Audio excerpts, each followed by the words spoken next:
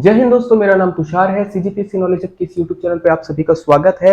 आज हम लोग क्या कर रहे हैं, एक क्विक रिवीजन सेशन लेकर आ रहे हैं। चाहे सब इंस्पेक्टर का एग्जाम हो, चाहे सीजीपीएससी का एग्जाम हो, चाहे आपके शिक्षक भर्ती का एग्जाम हो, इसके अलावा हॉस्टल वार्डन का या कोई भी एग्जाम, उसके लिए आपके काम आने वाला है। हम लोग बात करेंगे बस्तर के इतिहास की। बस्तर के इतिहास में भी हम लोग क्या करने वाले हैं, काकतीय वंश को कवर अप करेंगे। क्विक रिवीजन मोड में कोशिश करते हैं कि काकतीय वंश का पूरा हम लोग टॉपिक कवर अप कर पाए, जहां पर हम लोग अन्नम देव से शुरू करते हुए अपना आखिरी शासक अभी जो वर्तमान में है कमल चंद भंजो तक पहुंचने की पूरी कोशिश करेंगे। तो चलिए वीडियो को शुरू करते हैं। तो यदि काकतीय वंश के अगर हम लोग फैमिली ट्री को देखें, छत्तीसगढ़ के बाहर काकतीय वंश की जो शुरुआत होती है वारंगल या आंध्र प्रदेश से होती है। गणपति नाम के एक शासक रहते हैं जो वारंगल के शासक थे। इनको काकतीय वंश की शुरुआत में हम लोग देख सकते हैं। इनकी पुत्री होती है, पुत्री का नाम क्या रहता है, रुद्रम्मा देवी रहता है। चूंकि गणपति जी का कोई पुत्र नहीं रहता तो अपना सत्ता जो है यह पुत्री रुद्रम्मा देवी को दे देते हैं। रुद्रम्मा देवी का विवाह जो है भदेश्वर चालुक्य शासक से होता है। जनरली जब भी आप बस्तर की हिस्ट्री में पढ़ोगे या काकतीयों की हिस्ट्री पढ़ोगे,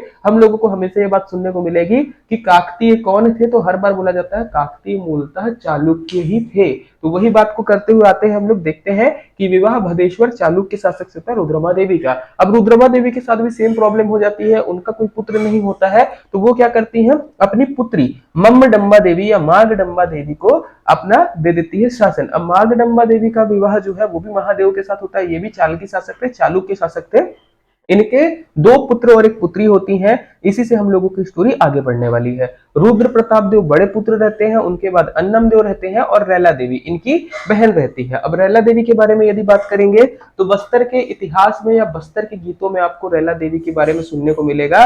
रैला गीत भी गाया जाता है। इनकी एक स्टोरी अलग है, दुखद घटना है। ये जो है सुसाइड कर लेती है, ऐसा कुछ आपको देखने को मिलेगा। बस्तर के गीतों में ही कई बार अन्नम देव को चालकी शासक के रूप में भी वर्णित किया गया है। भले ही हम लोग बोलते हैं काकतीय वंश है, बट कई बार इनका अगर हम लोग जाएंगे तो वहां पर आपको देखने को मिलेगा चालकी वन या चालुक्य शासक। अब बात कर लेते हैं शुरुआत से हम लोग तीनों शासकों की, रुद्र प्रताप देव, अन्नम देव, रैला देवी। क्योंकि अभी ये लोग वारंगल में है, बाहर की तरफ है, हमको छत्तीसगढ़ की तरफ इनको लेकर आना है। छत्तीसगढ़ लाने का कारण समझना है, उसके बाद छत्तीसगढ़ में शासन सत्ता इनकी स्थापित करते हुए आगे बढ़ना है। तो जैसे शुरुआत करेंगे हम लोग, तो सबसे पहले आएंगे रुद्र प्रताप देव के बारे में बात करते हैं, जो सबसे बड़े भाई है। तो रुद्र प्रताप देव के बारे में यदि बात करेंगे तो वारंगल में काकतीय वंश के ये शासक बने थे।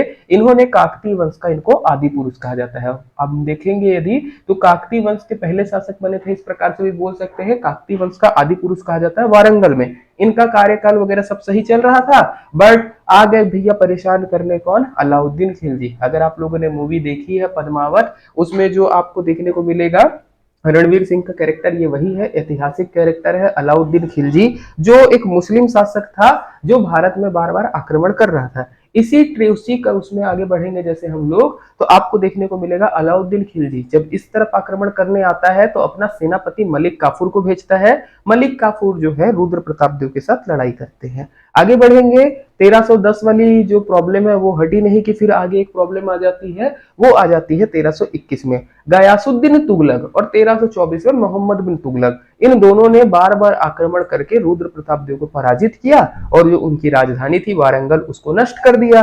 ये एक प्रॉब्लम आ गई कि जब ये लोग मेन लैंड में शासन कर रहे थे हमारा, वहां पर इनको प्रॉब्लम आ रही थी। अब इसके कारण जब प्रताप रुद्र देव की मृत्यु हो जाती है तो अन्नम देव बोलते हैं इस तरफ हम लोगों को शासन करने में थोड़ी दिक्कत चल रही है, चलिए थोड़ा उत्तर की तरफ चलते हैं। तो जैसे आंध्र प्रदेश से अगर हम लोग उत्तर की तरफ आएंगे तो बस्तर पड़ेगा। तो इसी क्रम में वो जो है छत्तीसगढ़ बस्तर पर आक्रमण करते हैं, जो हमारे कौन रहते हैं, अन्नम देव। इस समय बस्तर में जो है छिंदक नागवंशियों का शासन चल रहा था, काकतियों का नहीं था। छिंदक नागवंशी जो काकती से पहले शासन कर रहे थे। वर्तमान शासक उस समय वहां के कौन थे, हरिश्चंद्र देव, जिस समय हमारे अन्नम देव आक्रमण करते हैं। इन्होंने हरिश्चंद्र देव को पराजित किया, इनकी पुत्री को भी पराजित किया और बस्तर क्षेत्र में काकती वंश की नींव डाली। इस प्रकार हम लोग अगर देखेंगे तो स्टोरी अब हमारी शुरू होगी कहां पर, बस्तर के इतिहास की, काकती वंश की, जहां पर हम लोगों को देखने को मिलेगा कि अन्नम देव ने प्योरली अगर कहा जाए छत्तीसगढ़ में, पर्टिकुलर बस्तर में काकती वंश की नींव डाली है। तो दो प्रश्न बन सकते हैं यदि बोला जाए छत्तीसगढ़ में काकतीय वंश का संस्थापक कौन रहा, तो राजा अन्नमदेव को लीजिएगा। यदि काकतीय वंश के आदि पुरुष का नाम आया तो रुद्र प्रताप देव को लीजिएगा। इसके अतिरिक्त रैला देवी की स्टोरी एक अलग हो जाती है, उनका नाम बस्तर के गीतों में आपको देखने को मिलेगा। राजधानी की यदि बात करेंगे तो मंदोता बनाई गई थी, मंदोता राजधानी आपको देखने को मिलेगी। बस्तर और कई बार आंध्र प्रदेश तेलंगाना भी इसको बोला जाता है। आगे बढ़ेंगे, अगर शासनकाल देखेंगे तो 1324 से 1368 के आसपास इनका कार्यकाल देखने को मिलेगा। अगर पूरा ओवरऑल कार्यकाल बोलेंगे तो 19 के आसपास रहेगा, वर्तमान तक आपका चल रहा है। अगर पूरे वंश का पूरा शासनकाल बोलेंगे तो अभी तक आपको देखने को इनका शासन मिलेगा। पर्टिकुलरली वहां के लोग अभी भी इनको राजा मानते हैं। चलिए आते हैं, अगर पूरे राजाओं की बात करें जिन्होंने बस्तर पर शासन किया है, जिनको हम लोगों को करना है, तो अगर आप जाएंगे तो आपको देखने को मिलेगा शुरू से आखिरी तक टोटल 25 शासक, जिसमें शुरुआत में हमको देखने को मिलते हैं अन्नमदेव, जो शुरुआत में आते हैं वारंगल की तरफ से। अन्नमदेव के बाद बैठे हैं हमीर देव, शासनकाल भी साथ में आप देख सकते हैं। फिर आते हैं भैरव देव या भैरम देव, फिर पुरुषोत्तम देव आपको देखने को मिलेगा, जैव देव मिलेगा, नरसिंह देव मिलेगा, प्रताप राज देव, इसके बाद जगदीश राज देव, वीर नारायण देव, वीर सिंह देव, फिर आएंगे दिक्पाल, राजपाल, चंदेल मामा, दलपत देव, अजमेर सिंह, दरिया देव। इसमें से कई लोगों का हम लोगों ने स्टोरी कवर अप किया हुआ है। जैसे यदि आप कोटपाड़ की संधि अगर देखना चाहोगे या हलवा विद्रोह का देखना चाहोगे, आपको दलपत देव, अजमेर सिंह, दरिया देव इनकी स्टोरी मिल जाएगी। भूपाल देव, भैरम देव, रुद्र प्रताप देव, प्रफुल्ल कुमारी देवी, प्रवीर चंद्र भंजदेव, विजय चंद्र भंजदेव, भरत चंद्र भंजदेव, कमल चंद्र भंजदेव। इसमें हम लोगों ने कुछ शासकों को अलग से कवर अप किया हुआ है। जैसे प्रवीर चंद्र भंजदेव का आपको एक सेपरेट वीडियो देखने को मिल जाएगा, हलवा विद्रोह का देखने को मिल जाएगा। कुछ विद्रोह या कुछ जो शासक है जिनका कार्यकाल एकदम सेपरेट इंपॉर्टेंट है, हम लोगों ने डाला है, आप वो वीडियो देख के और भी अच्छे से समझ सकते हैं। वो सारी वीडियो आपको एनिमेटेड देखने को मिल जाएगी। वर्तमान शासक की बात करेंगे तो अभी कमल चंद्र भंजदेव, मतलब बस्तर के अभी राजा बोलेंगे, यही है, विधायिका से अलग हो जाता है। अब जैसे जैसे हमारा शासन बदला आपको अलग अलग चीज देखने को मिलेगी। इसमें से कुछ शासक स्वतंत्र रूप से कार्य किए हैं। स्वतंत्र रूप से कार्य करने का मतलब क्या है, जो किसी के अधीन नहीं थे। फिर कुछ देर बाद आपको देखने को मिलेगा दरिया देव के आसपास, जब ये मराठों के अधीन हो जाते हैं, और उसके बाद आपको देखने को मिलेगा भारत शासन में जो है विलय हो जाता है। मराठों के बाद अंग्रेजों के भी अधीन कर रहे हैं, जब मराठों के साथ हो गया था, जब मराठे खुद अंग्रेजों के अधीन हो गए थे। इसके अलावा प्रवीर चंद्र भंजदेव के टाइम पे आपको दो डेट देखने को मिलेगी, 1936 से 47 और 1947 से 68। ये क्या डिनोट कर रहा है तो उसको ध्यान से समझिएगा। इस समय भारत आजाद हुआ तो प्रवीर चंद्र भंजदेव ही वो शासक थे जिन्होंने बस्तर रियासत को भारत साम्राज्य में विलय करवाया था। ये सारी चीजें आपको देखने को मिलेंगी। चलिए हम लोग सेशन को शुरू करेंगे अच्छे से। अब एक एक राजा को पकड़ेंगे। तो सबसे पहले जैसे स्वतंत्र शासकों की बात करेंगे तो सबसे पहले नाम आएगा अन्नमदेव का। अन्नमदेव ने अपनी राजधानी कहां पे बनाई थी, मंदोता में बनाई थी।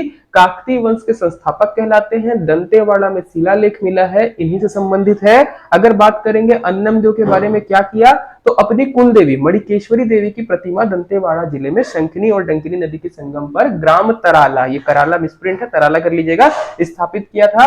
कालांतर में यही दंतेश्वरी मंदिर कहलाए। अगर इसकी भी स्टोरी में जाएंगे तो अन्नमदेव को देवी ने आशीर्वाद दिया था कि तुम जितना आगे बढ़ोगे मैं तुम्हारे पीछे पीछे आऊंगी, और तुम जितना आगे जाओगे तुम्हारा साम्राज्य में उतना विस्तार कर दूंगी। अब अन्नमदेव चल रहे थे, शर्त ये थी कि तुमको पीछे पलट के नहीं देखना है, मेरे ऊपर पूरा भरोसा करना है। देवी ने ऐसे बोला, तुम जहां पलट के देखोगे मैं वहां रुक जाऊंगी। अब अन्नमदेव आगे आगे चल रहे हैं, देवी पीछे पीछे चल रही है। अन्नमदेव ये चीज निश्चित करने के लिए, श्योर करने के लिए कि अपनी देवी पीछे चल रही है या नहीं, वो उनकी पायल की आवाज सुन रहे थे। अन्नमदेव आगे आगे चल रहे थे। आगे में आ जाती है शंखिनी डंकिनी नदी। नदी में जब देवी नदी पार करती है, पायल की आवाज आना बंद हो जाता है। अन्नमदेव को लगता है कि शायद देवी चले गई है। पीछे देखते पलट के देवी रहती है। पायल की आवाज नदी के कारण दब गई थी, वो वहीं पे देवी रुक जाती है और अपना आंचल फैलाती है। जितना आंचल फैलाई पूरा बस्तर साम्राज्य हो गया अन्नमदेव का। उन्हीं के लिए, उन्हीं की पूजा करने के लिए इन्होंने दंतेश्वरी मंदिर की स्थापना कराई। वहां पर यदि हम लोग देखेंगे कुल देवी कही जाती है। आप में से कोई भी अगर बस्तर के बारे में जानता होगा, दंतेश्वरी देवी का नाम जरूर सुना होगा। चलिए आगे बढ़ते हैं। बस्तर के लोकगीतों में से चालकी वंश के नाम से संबोधित करते हैं। जैसे कि हम लोग पहले भी बोल रहे थे, बस्तर के लोकगीतों में अन्नमदेव को काकतीय शासक ना कहकर चालकी शासक कहा गया है, चालुक्य शासक कहा गया है, क्योंकि वंशावली के क्रम में हम लोग देखेंगे तो चालकी वंश से रिलेटेड ये रहे थे। चलिए जानकारी की यदि बात करेंगे तो जानकारी हम लोगों को कहां से मिलती है, सती टेमरा अभिलेख से मिलती है, जहां पर हरिश्चंद्र देव और चमेली देवी के बारे में बताया गया है कि अन्नम देव से इनकी लड़ाई होती है। लोहांडी गुड़ा, तरंगिणी, प्रवीर चंद्र भंजदेव के आर्टिकल वगैरह में आपको देखने को मिलेगा जानकारी। इसके अलावा बस्तर भूषण से जानकारी मिलती है जो केदारनाथ ठाकुर द्वारा है 1908 में। बस्तर लोक कला संस्कृति प्रसंग में लाला जगदलपुरी 2003, ये सारी जानकारी दी जाती है। इनके बाद आते हैं भैरव देव। भैरव देव के बारे में यदि हम लोग जानकारी लेंगे, पर्टिकुलर शासक के बारे में उतनी कुछ स्पष्ट जानकारी नहीं है, बट इंपॉर्टेंट क्या है, इनकी पत्नी। इनकी पत्नी का नाम था मेघई अरिचकेलिन। ये जो है आखेट विद्या में निपुण थी। आखेट विद्या मतलब शिकार करने में निपुण थी। अब शिकार करना है, पत्नी है मतलब फीमेल है, अब साड़ी पहनकर जाएंगी। तो साड़ी पहनकर अगर आप शिकार करने जाते हो या घुड़सवारी करने जाते हो, नॉर्मल साड़ी में पॉसिबल नहीं है। तो एक स्पेशल प्रकार की साड़ी आती है, आज भी बस्तर में नाम से बिकती है। इनके नाम क्या है, मेघा साड़ी। तो ये मेघा साड़ी जो बस्तर में मिलती है वो मेघई अरिचकेलिन जो भैरव देव है इनकी पत्नी के नाम पे मिलती है, जो शिकार करने में निपुण थी और स्पेशल टाइप की ये साड़ी पहनती थी। आगे बढ़ेंगे हम लोग। नेक्स्ट हमारे पास शासक आते हैं पुरुषोत्तम देव। पुरुषोत्तम देव अभी भी आपके लिए इंपॉर्टेंट रहेंगे क्योंकि बस्तर के दशहरे वगैरह से रिलेटेड कर देंगे हम लोग। राजधानी अगर बात करी जाए, बंधोता से चक्रकोट में इन्होंने ट्रांसफर किया था। इसके अलावा उपाधि इनको क्या मिली, रथपति की उपाधि मिली। क्यों? क्योंकि पुरी के शासक द्वारा ये दी गई और 16 पहियों का रथ प्रदान किया गया। ये जो है आप बोलेंगे तो पुरी, जगन्नाथपुरी में जो भगवान है उनके ये परम भक्त थे। अपनी राजधानी से शुरू करते हुए, बस्तर से बोल दीजिए, ये शुरू करते हुए जगन्नाथपुरी तक साष्टांग प्रणाम करते हुए आते हैं। अब जब ये आने वाले रहते तब भगवान जगन्नाथ जो है पुरी के शासक के सपने में आते हैं और बोलते हैं कि वहां से एक जो है राजा आने वाला है, मेरा परम भक्त है, उनको आप ये रथ प्रदान करोगे। तो वो शासक जो है रथ प्रदान करते हैं, 16 पहियों का रथ देते हैं। रथपति की उपाधि दी जाती है पुरुषोत्तम देव को। बस्तर की जो विश्व प्रसिद्ध रथ यात्रा या गोंचा पर्व है, इन्हीं के द्वारा शुरू किया गया था। ये ध्यान रखिएगा, जो भी रथ यात्रा और गोंचा पर्व होता है इन्हीं के द्वारा शुरू किया गया है। अभी जो 16 पहियों वाला रथ है, इसमें से 4 पहिया इन्होंने देवता को समर्पित कर दिया था और 12 पहिया वाला रथ जो है लेकर आए थे। इसके बाद बात करेंगे दशहरा पर्व और अमूस तिहार, इन्हीं से रिलेटेड हो जाएगा। कुछ इंपॉर्टेंट पॉइंट्स को हम लोग लेकर चल रहे हैं साथ में। इसके बाद आएंगे पुरुषोत्तम देव के बाद नरसिंह देव। अगर देखेंगे तो लक्ष्मी जगार पर्व जो बस्तर में मनाया जाता है, उसका प्रारंभ करते हैं लक्ष्मी कुंवर बघेलिन। तालाबों और बगीचों का निर्माण करवाते हैं। इसके अतिरिक्त हम लोग आगे चलेंगे। नेक्स्ट शासक आएंगे हमारे प्रताप राजदेव। इनके समय में यदि बात करेंगे तो गोलकुंडा के मोहम्मद कुली कुतुब शाह, इसकी सेना ने बस्तर पर आक्रमण किया था, परेशान किया था इनको। कुली कुतुब शाह की सेना की अगर बात करेंगे तो बस्तर की सेना से बुरी तरह पराजित हुई थी, पीट दिए थे बस्तर वाले पकड़ के, आओ हमसे लड़ोगे, ऐसा वाला केस है ना। डोंगर क्षेत्र में इन्होंने 18 गढ़ों को जीता था, याद रखिएगा। चलिए आगे बढ़ते हैं। वीर सिंह देव के बारे में बात करेंगे। 1654 से 1680 इनका शासनकाल रहा है। राजपुर के दुर्ग का निर्माण करवाया था इन्होंने, राजधानी का भी परिवर्तन किया। 12 पहिए वाला जो रथ बचा हमारे, जैसे 16 पहिए थे, 4 देवी देवता को समर्पित कर दिए, 12 पहिए वाला रथ जो बचा, इसमें से 2 रथ बनाए। एक 8 पहिए का रथ जिसका नाम रखा गया विजय रथ, और एक 4 पहिए का रथ फूल रथ। अभी जब आप लोग जाएंगे बस्तर का दशहरा वगैरह में, यही सारी चीजें आपको देखने को मिलेगी। एक शहर के बाहर घूमता है, एक शहर के अंदर घूमता है। आगे चलते हैं। नेक्स्ट हमारे पास शासक आएंगे दिक्पाल देव या हरपाल देव। 1680 से 1709 राजधानी इन्होंने चक्रकोट से बस्तर की ओर स्थानांतरित की। दंतेश्वरी मंदिर का शिलालेख जो छत्तीसगढ़ी भाषा में लिखा है, इन्हीं से रिलेटेड है। इसके अतिरिक्त आएंगे राजपाल देव 1709 से 1721। प्रौढ़ प्रताप चक्रवर्ती की उपाधि दी गई है। मणिकेश्वरी देवी के उपासक थे। 2 पत्नी थी, एक बघेल रानी, एक चंदेल रानी। अब 2 उपपत्नी। अब इनके बाद राजपाल देव की जब मृत्यु हो जाती है तो अब यहाँ पर आ जाता है इशू। ये हमारी चंदेल रानी नहीं चाहती थी कि क्या कहते हैं, बघेल रानी का दबाव रहे या वो गद्दी पर किसी को बैठाए। तो चंदेल रानी क्या करती है, अपने भाई चंदेल मामा को जो है बैठा देती है, कहां, बस्तर की गद्दी पर। तो एक समय के लिए काकतीय वंश में अगर हम लोग देखें कि मूल जो वंशावली चली आ रही थी, उससे अलग शासक आपको देखने को मिलेंगे चंदेल मामा, जो राजपाल देव के बाद बैठेंगे। आगे बढ़ते हैं इसी में। तो चंदेल मामा के बाद हमारे पास आएंगे दलपत देव। दलपत देव अपने चंदेल मामा की हत्या करते हैं। क्या रहता है केस कि दलपत देव छोटे रहते हैं, तो चंदेल रानी बोलती है जब तक नहीं आता तब तक तुम शासन कर लो। मामा शासन करते रहते हैं। दलपत देव बड़ा हो जाता है, बोलता भैया गद्दी दो, अब तो मैं करूंगा मामा। तो वो बोलता है मैं ऐसे तो नहीं दूंगा, तो मामा को ही निपटा देते हैं हमारे कौन, दलपत देव। याद रखिएगा, राजधानी इन्होंने जगदलपुर बनाई और 1741 में इन्हीं के समय में मराठा आक्रमण होता है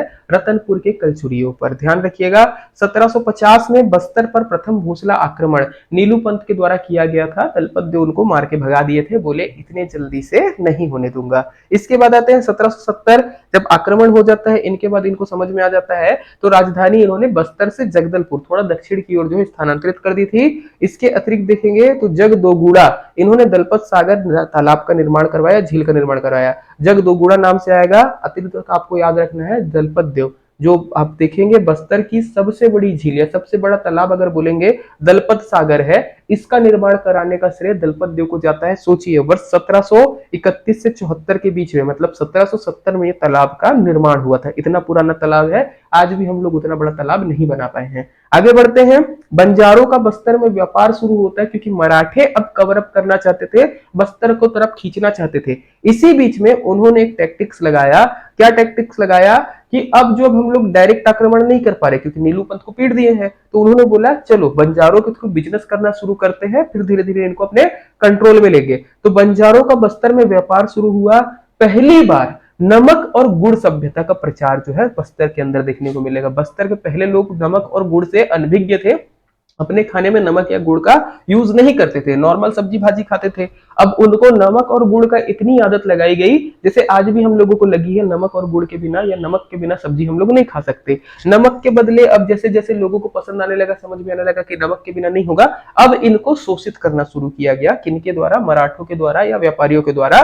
तो नमक के बदले जनजातियों से बहुमूल्य वनोपज प्राप्त करने लगे और बस्तर वासियों का शोषण जो है यहीं से शुरू हुआ। कई बार उनको नमक के लालच के चक्कर में उनकी सिक्योरिटी भी करनी पड़ी, बहुत ज्यादा यहाँ से इशू शुरू होता है। अगर बोलेंगे बस्तर की हिस्ट्री में सबसे बड़ा टर्निंग पॉइंट क्या था, तो आप यहां पर भी लगा सकते हैं दलपत देव के टाइम पे बंजारों के द्वारा नमक का व्यापार शुरू करना। चलिए आगे बढ़ते हैं हम लोग। इसके बाद आएंगे अजमेर सिंह। दलपत देव की मृत्यु के बाद दो पुत्र रहते हैं, अजमेर सिंह और दरिया देव। हम लोगों ने हलवा विद्रोह में ये सारी चीजें कवर अप की है, आप चाहे तो वहां पर एनिमेटेड वीडियो देख सकते हैं जहां पर और भी डिटेल से बताया गया है। अजमेर सिंह के बारे में बात करेंगे तो बस्तर क्षेत्र में क्रांति का मसीहा इनको कहा जाता है। इन्हीं के नेतृत्व में पहली बार जनजातीय विद्रोह हलवा विद्रोह प्रारंभ हुआ था 1774 में, असफल था। अजमेर सिंह की मृत्यु हो जाती है और हलवा जनजाति के लोगों को पीट दिया जाता है, मतलब उनको मृत्यु के घाट उतार दिया जाता है। दरिया देव के बारे में बात करेंगे तो इन्होंने क्या किया, अजमेर सिंह को हटाने के लिए ब्रिटिश अधिकारियों, जिसमें जॉनसन का नाम आपको देखने को मिलेगा, और मराठों के साथ कूटनीतिक षड्यंत्र करके अजमेर सिंह पर आक्रमण किया। इस विद्रोह के बाद काकतीय वंशी शासन जो है मराठों के अधीन आ गया। दरिया देव यही बोला कि मुझको गद्दी पर बैठाइए, गद्दी पर बैठाओ, भले आपको उसके बदले कुछ भी लेना ले लो। तो मराठों ने बोला ठीक है। ऐसी उड़ीसा के शासक विक्रम देव वो बोले कि मुझको कोटपाड़ एरिया चाहिए, मराठों ने बोला हमारे अधीन काम करो। तो यदि हम लोग वापस एक बार जाएंगे तो यहां तक अगर आप देखेंगे, मैं वापस ले जाता हूं अजमेर सिंह तक आप लोगों को। अजमेर सिंह तक हमारे क्या थे, स्वतंत्र शासक थे। इसके बाद दरिया देव बोला कि मुझको बस गद्दी चाहिए चाहे जो हो जाए, और वो मराठों के अधीन आ गया। कोटपाड़ परगना दे दिया उड़ीसा में, उड़ीसा के शासक को, और मराठों के अधीन आने की बात मान ली। यहां पर हमारी स्टोरी का एक पोर्शन रुकेगा या एक भाग खत्म होता है, जहां पर बस्तर स्वतंत्र था। अब बस्तर जो है दरिया देव के बारे में यदि बात करेंगे तो दरिया देव के लालच के कारण या लोभ के कारण बोल सकते हैं हम लोग, किसी दूसरे साम्राज्य के अधीन हो गया, जिसमें मराठों के अधीन आपको आते हुए दिखेगा। आते हैं मराठाधीन शासकों के बारे में बात करेंगे तो दरिया देव 1777 से 1800।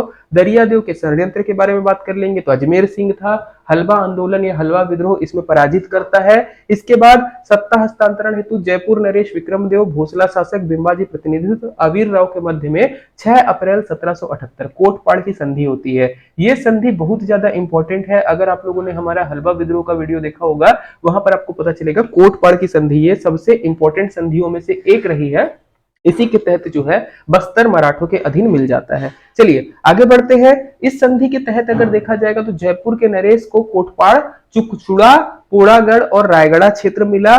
काकतीय वंश ने इस समय मराठों की अधीनता स्वीकार कर ली। आगे यदि बात करेंगे शासन काल में 1795 में मिस्टर ब्लंट छत्तीसगढ़ आना चाहते थे, कांकेर तक यात्रा की, किंतु उनको बस्तर में प्रवेश नहीं मिला, जिसको आपको देखने को मिलेगा यहाँ पर एक विद्रोह हो जाता है। जेपी ब्लंट को रोक दिया जाता है, बोलता है कि बिल्कुल आप आइए मत, हम आने नहीं देंगे। बस्तर के लोग जैसे थे पहले, आजकल भी आपको वैसे ही देखने को मिलेगा, बाहरी लोगों के प्रवेश से उतना ज्यादा खुश नहीं होते, स्पेशली अंग्रेजों को तो भगाने की कोशिश करते थे, तो ब्लंट को भी इन्होंने आने नहीं दिया, बस्तर में घुसने नहीं दिया। इसके ही क्या कहा गया हमारा भोपालपट्टनम संघर्ष, याद रखिएगा।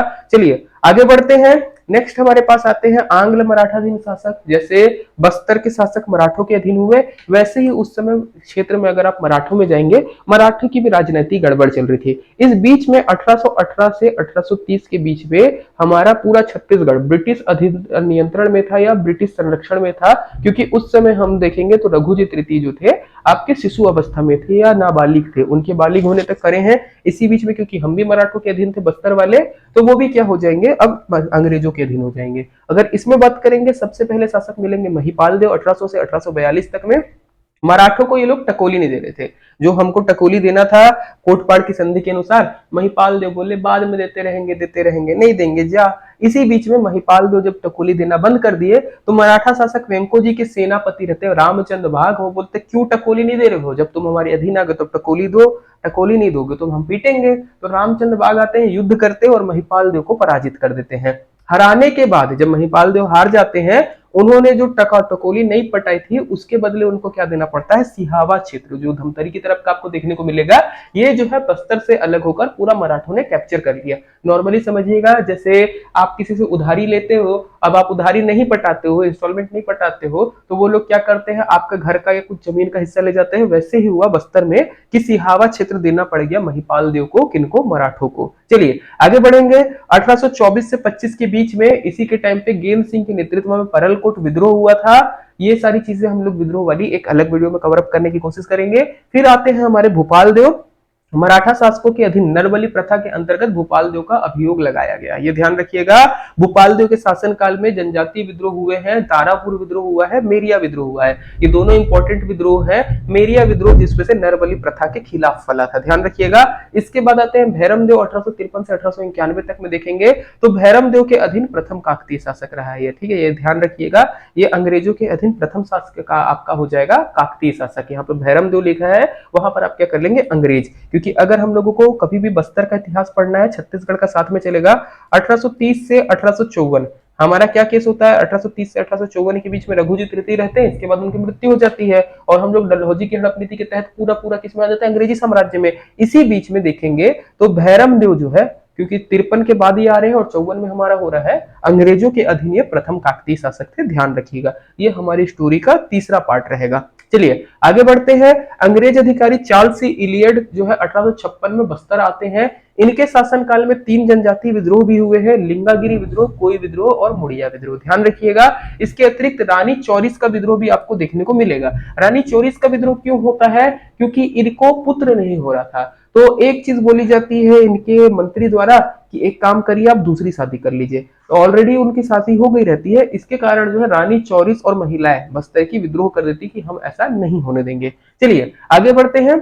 इन्हीं के टाइम से मुरिया दरबार का आयोजन होना शुरू होता है, मुरिया विद्रोह से ही रिलेटेड है मुरिया दरबार का आयोजन। 8 अप्रैल 1876 आज भी मुरिया दरबार आयोजित होता है। कब होता है, बस्तर के दशहरा, मतलब जिस दिन दशहरा खत्म होगा उसके एक दिन के बाद होता है। आजकल वैसे नेता वगैरह जाते हैं, रमन सिंह के टाइम पे रमन सिंह जाते थे। अभी आप लोग करंट में बताइएगा कि बस्तर के शासक जाते हैं यहाँ पर, या फिर अभी कोई प्रधानमंत्री या मुख्यमंत्री या कोई विधायक जाता है, इसके बारे में आप जानकारी दीजिएगा। चलिए आगे बढ़ेंगे। रुद्र प्रताप देव मॉडर्न हिस्ट्री की तरफ बढ़ रहे हैं। बस्तर के 1891 से 1921 ये शासक रहे हैं। इनके बारे में बात करेंगे तो 7-8 साल के थे, तभी इनको प्रशासक के रूप में अंग्रेजी अधिकारी जो है फेगर और गेयर ने कार्य किया। मतलब ये कम उम्र से इनको बना दिया गया था रुद्र प्रताप देव को। अगर बात करेंगे उपाधि, तो सेंट ऑफ जेरूसलम की उपाधि दी गई। क्यों दी गई, तो इन्होंने प्रथम विश्व युद्ध में अंग्रेजों की सहायता की थी, इसके लिए दिया गया।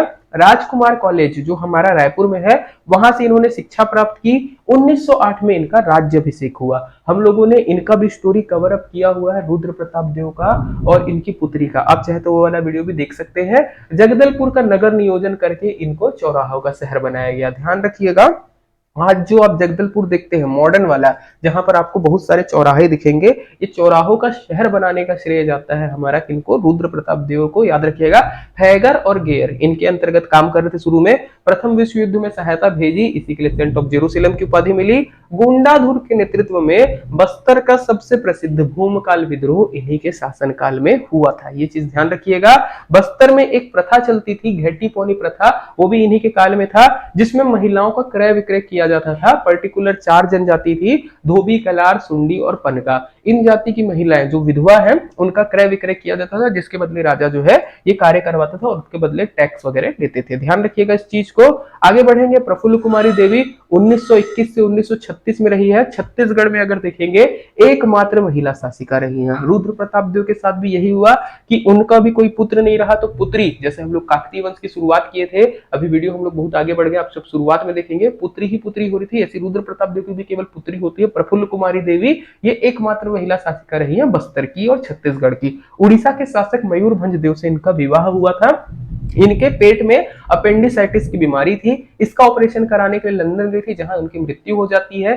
कई बार ऐसा बोला जाता है कि अंग्रेजों ने षड्यंत्र के द्वारा इनकी जो है वहां पर मृत्यु करवा दी थी। इसके अतिरिक्त आगे बढ़ेंगे, हमको शासक देखने को मिलेंगे प्रवीर चंद्र भंजदेव। इनका स्टोरी हम लोगों ने सेपरेट कवर अप किया हुआ है, बहुत अच्छा स्टोरी है, आप चाहे तो वो वाला वीडियो देख सकते हैं। बस्तर के अगर हम लोग बोलेंगे सबसे प्रिय राजा, क्योंकि वर्तमान में इन्हीं को जानते हैं सबके सब। चलिए, राजतंत्र में अगर देखेंगे अंतिम काकतीय शासक। राजतंत्र में अंतिम काकतीय शासक मतलब क्या? इसके बाद भारत आजाद हो जाएगा इन्हीं के टाइम पे, और जैसे भारत आजाद होता है राजतंत्र को खत्म करते हैं और लोकतंत्र शुरू हो जाता है। तो राजतंत्र में अंतिम शासक रहे हैं। इनके नाम पर ही छत्तीसगढ़ शासन द्वारा तीरंदाजी क्षेत्र में पुरस्कार दिया जाता है। ध्यान रखिएगा, छत्तीसगढ़ में रियासतों के विलीनीकरण के समय बस्तर के रियासत इन्हीं के शासक समझौते पर हस्ताक्षर किए थे। मैं बोलना क्या चाह रहा हूं, ध्यान से समझिएगा। जो बस्तर है भारत में मिलेगा या छत्तीसगढ़ में मिलेगा, ये शासक कौन थे? आपके प्रवीर चंद्र भंजदेव थे, जिन्होंने इस डॉक्यूमेंट पे साइन किया था। रियासतों के विलीनीकरण में बस्तर की तरफ से प्रवीर चंद्र भंजदेव ने सिग्नेचर किया था। 1961 में इनकी गोलीकांड में मृत्यु हो जाती है। सबसे कम आयु के विधायक भी रहे हैं। तो ये हम लोगों ने काकतीय वंश में जो इंपॉर्टेंट शासक रहे हैं उनकी वंशावली को कवर अप करने की कोशिश की है एक शॉर्ट वीडियो में, ताकि आपका प्रिपरेशन हो सके। जल्दी जल्दी इंपॉर्टेंट पॉइंट्स को हम लोगों ने कवर अप किया है। यदि आपको वीडियो पसंद आता है लाइक कर दीजिएगा, शेयर कर दीजिएगा, चैनल पे नए हैं तो सब्सक्राइब कर दीजिएगा। धन्यवाद, जय हिंद।